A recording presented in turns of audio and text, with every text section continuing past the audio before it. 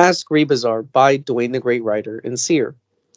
Since the days of Paul Twitchell, creator of Eckankar, A Spiritual Path, Duane has been sharing what the real universal guides have been presenting. Paul's real purpose was to introduce Rebisar and the real guides to this world. He used the spiritual idea for those times to promote what he then termed Ek Masters. Paul made up everything he did as a way to market Rebisar and the real guides as a huge benefit for everyone who would pay attention.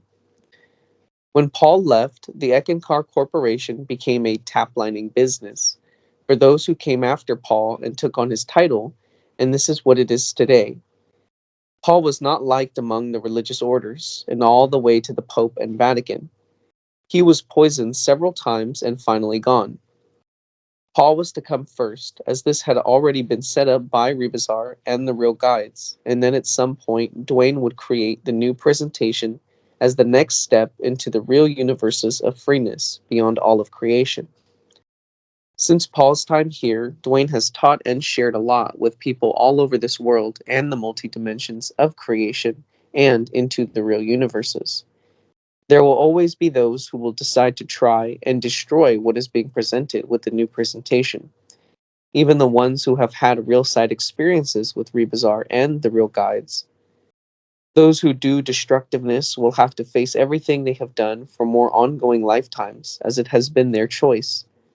This creation bubble is a huge agitation to get through, and it really does bother everyone here, as this is what it has become from all the deception from those who control others.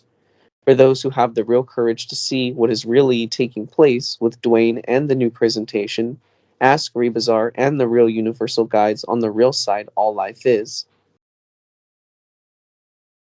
This experience that I had, it started out what looked like I was going on a type of escalator. And I was going towards, or I guess maybe one of those flat moving ones, sort of like you see at the airport. I went to this sort of arena, and there was all these people sitting in this crowd to my upper right-hand side. They were all sitting there, and they were sort of watching this stage. And on this stage, or not really on the stage, but in front of the stage, there was this woman. She said sort of almost had something like a fish or like serpent kind of like skin in a purple color. And when I approached her, I could automatically perceive that she wanted to make some kind of agreement or some kind of deal with me. And so I kept approaching her, and then I'm standing in front of her, and this sort of intent that she had came off of her very, very strongly. She really wanted to make whatever this little deal attachment was with me, so much so that it almost made me feel sick.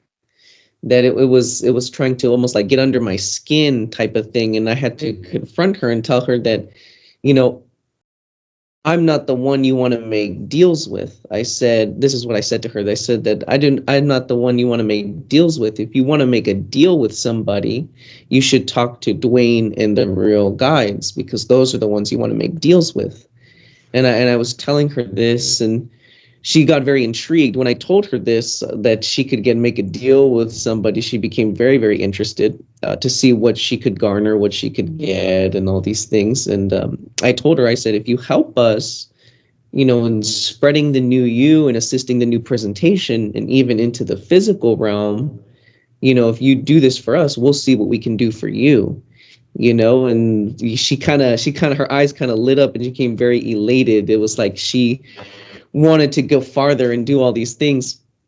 But it's kind of funny. I had to kind of trick her in my wording that, we're going to make this agreement and this deal, and you can get certain things or whatever. But sort of having to trick her to actually help us, because she kind of wants to serve her own designs. And this character, I wasn't sure if it was perhaps even somebody I knew, or just almost like the influence or something like that. But that was my short little experience that I wanted to share. Thank you. Okay, Jeremy, you're bopping around and you're meeting some new people here. Did she, so she had this funny looking skin. What did she look like?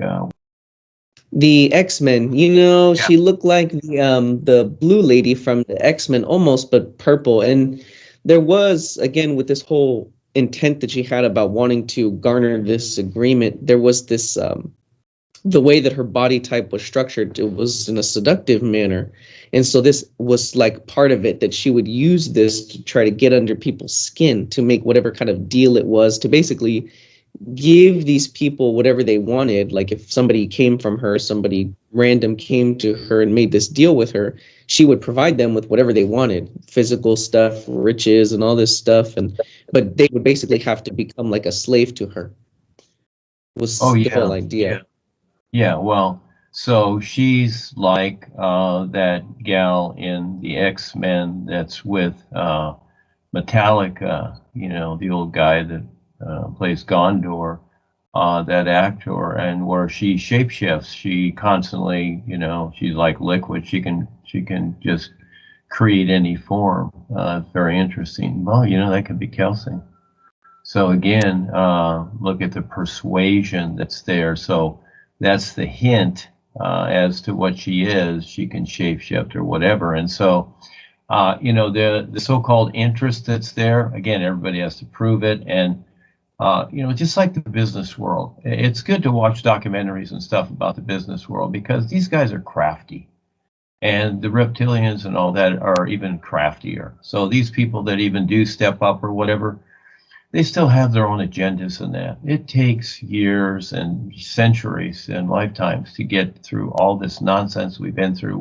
We're so friggin' embedded. And so again, it's, the old saying, buyer beware. So, all we can do is deliver the message. That's it. Let it go. So what? And a whole crowd of people there. And as you're going up there to the right, which is future. Okay. So, they're looking to this person. Now that can go either way, can it? Yeah. And so all the years that I've been doing this and seeing, the so-called best come and go and taken out, they've taken themselves out. And so again, these people that are already basically evil or whatever, that's really a toughie for them to face themselves because they have to head on face themselves at some point. And some of them have the courage to really do that. Yeah, they really do. There's this program, and I never really considered watching it, but it's one of the Netflix series called Yellowstone with Kevin Costner. And actually, in it, it's really good to where Kevin Costner is a big rancher in Montana, and he hires these guys from the prison. When they get out of prison, he goes and hires them. And so he's got a really good boss, a foreman there that handles the workers there on the ranch. His name's Rip.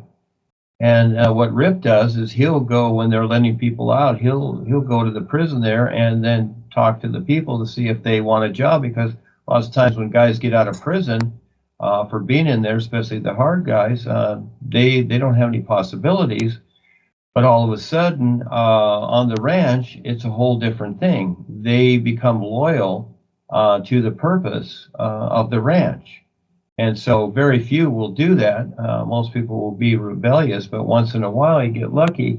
And they even brand each other with a brand, like a cow brand, if you want to be part of it, but you have to take on the brand on your chest. And so, and these are the ranch hands that protect Kevin Costner, who's the owner of the ranch, with their lives. And so again, yeah, this is what we're going through, and but we have the knowledge and the information that everybody needs to succeed. But it's a huge picture, and there's always that temptation to go back, just like Kelsey and others that I've known, so many others, and these attempts. And yeah, it takes a lot to do that. Then they got to prove themselves. So again, it's like the episodes, just like in Netflix, something's happening there, you have this experience, and then you wait to see what's going on in the next episode, because that's really what it is. And so when I wrote my books, I didn't want to do the chapter thing. I only did one book like that, and that was book 3, The Real Far Country, because that was a particular, so I did that. The other ones I did scenes or episodes or whatever, because I saw this is how it is. It's from scene to scene. It's not literal like chapters. And so book 3 was a little bit more literal, so I wanted to do one like that, but all the other books, no, I didn't do it like that. And it's just like the Netflix series. It's ongoing, and it's not a matter of fact or an absolute. Like when you read a book, it's like, oh, I read this book, I got this knowledge. Even the Bible and all this other nonsense that we have to deal with. Uh, it's, once you've read it, it's like, oh, I got it. It's an absolute. This is it. Well, no, it's not. This is just one little tiny piece. And so, yeah, no, that's cool, Jeremy, that you get to do this stuff and to meet these individuals, etc. I do too, in my own way. And yeah, we give them the chance because of what's going on and all the deception and the darkness that's imploding this place. And so again, we'll see what happens. It's a choice that each person makes, and it's about awareness. Yeah. Yeah, thank you. Yeah, that's cool.